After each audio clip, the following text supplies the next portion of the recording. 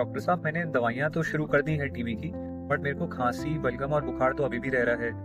तो क्या मतलब मेरी दवाइयाँ काम नहीं कर रही? देखिए, ऐसा नहीं है।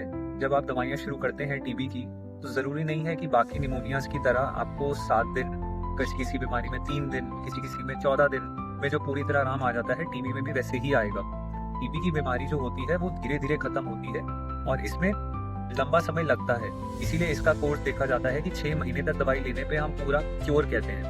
ज़्यादातर क्या होता है कि जब टीबी की दवाइयाँ शुरू करी जाती हैं तो बैक्टीरिया धीरे-धीरे मरने शुरू हो जाते हैं। बट मरे हुए बैक्टीरिया भी इन्फ्लेमेशन या सूजन को ट्रिगर कर सकते हैं। इस वजह से थोड़े समय तक आपके लक्षण रह सकते हैं। फिर जब टीबी के बैक्टीरिया मरते हैं और लंग्स की हीलिंग उसके बाद जो होती है, उसमें टाइम लगता है, तो इस वजह से भी थोड़े लक्षण देरी से खत्म होते हैं। तीसरी चीज, जब आपके लंग्स के अंदर कैविटीज या गड्ढे जिसे हम कहते हैं, या फाइब्रोसिस या रेशे जो बन जाते हैं, उसमें काफी हफ्ते या महीने भी लग सकते हैं। तो इसलिए हमें जल्दबाजी की उम्मीद नहीं करनी चाहिए सिम्टम्स के आराम आने में। जितना टाइम वो लेती है वो लेगी। और चौथी चीज, जब आप टीबी की दवाइयाँ शुरू कर देते हैं तो आपकी बॉडी को भी टाइम लगता है अपना वजन बढ़ाने में और अपनी स्ट्रेंथ को वापस रिगेन करने में।